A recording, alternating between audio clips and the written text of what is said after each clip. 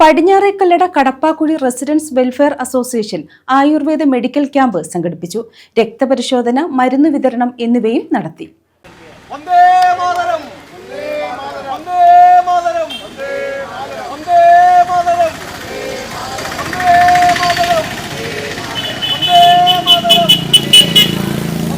Padinjarekallada Kadappakuzhi residence welfare അസോസിയേഷന്റെ നേതൃത്വത്തിലാണ് Ayurveda medical camp സംഘടിപ്പിച്ചത്. സൗജന്യ മരുന്ന് വിതരണം, രക്തപരിശോധന, റിപ്പബ്ലിക് ദിനാഘോഷം, അനുമോദനം എന്നിവയും ഇതോടനുബന്ധിച്ച് നടത്തി. പടിഞ്ഞാറേക്കല്ലട ഗ്രാമപഞ്ചായത്ത് പ്രസിഡന്റ് അംബികാകുമാരി ഉദ്ഘാടനം ചെയ്തു. പ്രവർത്തനങ്ങൾ ഏറ്റെടുത്ത് നടത്തുന്ന ഒരു സംഘടനയാണെന്ന് എനിക്കിതൊന്നും വാക്കുകളിൽ മനസ്സിലാക്കാൻ കഴിഞ്ഞിട്ടുണ്ട്. അതുപോലെ തന്നെ ഇവിടെ ഇപ്പം നമ്മുടെ പടിഞ്ഞാറേക്കല്ലട ഗവൺമെന്റ് ആയുർവേദ ഡിസ്പെൻസറിയും കാവൂർ ശ്രീനാരായണ ആയുർവേദ മെഡിക്കൽ കോളേജ് ഹോസ്പിറ്റലിന്റെയും അതുപോലെ തന്നെ കേരളത്തിന്റെയും സംയുക്ത ആഭിമുഖ്യത്തിലാണ് ഇത്തരത്തിലൊരു മെഡിക്കൽ ക്യാമ്പ് സംഘടിപ്പിച്ചിരിക്കുന്നത്.